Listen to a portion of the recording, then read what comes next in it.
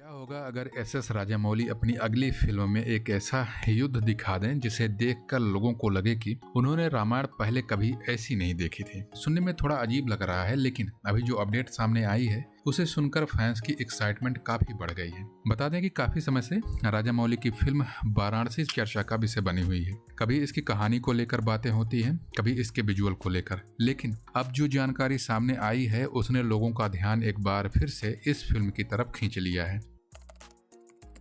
बताया जा रहा है कि फिल्म में भगवान राम और कुंभकर्ण के बीच एक बड़ा वार सीन दिखाया जाएगा और एक कोई छोटा मोटा सीन नहीं होगा। इससे पहले भी खबर आई थी कि फिल्म में रामायण से जुड़ा करीब 30 मिनट लंबा सीक्वेंस दिखाया जाएगा। अब जरा सोचो, अगर राजामौली किसी सीन को 30 मिनट का समय दे रहे हैं तो वो कितना बड़ा और कितना शानदार होने वाला है। क्योंकि हम सब जानते हैं कि उनकी फिल्मों में बड़े सीन सिर्फ लंबे नहीं होते हैं बल्कि यादगार भी बन जाते हैं। हाल ही में एक इवेंट के दौरान फिल्म के जो लेखक हैं विजयेंद्र प्रसाद, उनसे इस सीक्वेंस को लेकर सवाल पूछा गया। उनसे पूछा गया कि आखिर ये 30 मिनट लंबा वाला हिस्सा जो है वो पौराणिक होगा या कुछ और हमें देखने को मिलेगा। इस पर उन्होंने जो जवाब दिया उसने काफी कुछ साफ कर दिया है। उनकी माने तो ये भगवान राम और कुंभकर्ण के बीच एक वार सीन होने वाला है। उन्होंने ये भी कहा कि ट्रेलर में इसकी झलक पहले ही दिखाई जा चुकी है। राम, कुंभकर्ण, हनुमान जी की पूंछ और उस पर चलता हुआ रथ, ये सब उसी सीक्वेंस का हिस्सा है।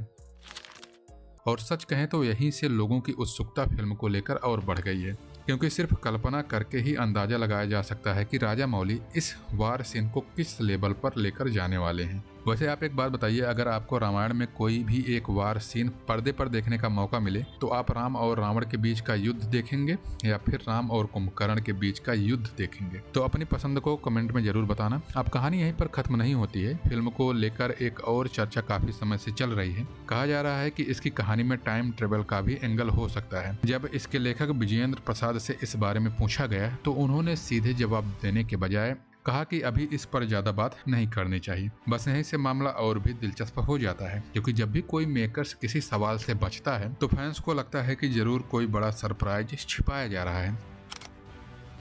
फिलहाल फिल्म को लेकर जितनी भी जानकारी सामने आई है उससे इतना तो साफ है कि वाराणसी सिर्फ एक और पौराणिक फिल्म बनने नहीं जा रही है। राजामौली कुछ बड़ा प्लान जरूर कर रहे हैं। अब वो बड़ा क्या है? टाइम ट्रेवल, रामायण का नया विजुअल एक्सपीरियंस या फिर दोनों का कॉम्बिनेशन? इसका जवाब शायद अभी किसी के पास नहीं है, लेकिन एक बात तो तय है, जितनी बातें इस फिल्म के बारे में सामने आई है उतना ही इसका इंतजार भी बढ़ता जा रहा है और फैंस में एक्साइटमेंट भी बढ़ती जा रही है। और अब सबसे बड़ा सवाल यही है, क्या वाराणसी राजामौली की अब तक की सबसे बड़ी और सबसे महत्वाकांक्षी फिल्म साबित होगी, या फिर अभी भी कहानी का सबसे बड़ा सीक्रेट हमसे छिपाया जा रहा है? ये तो आने वाले समय में ही पता चल पाएगा।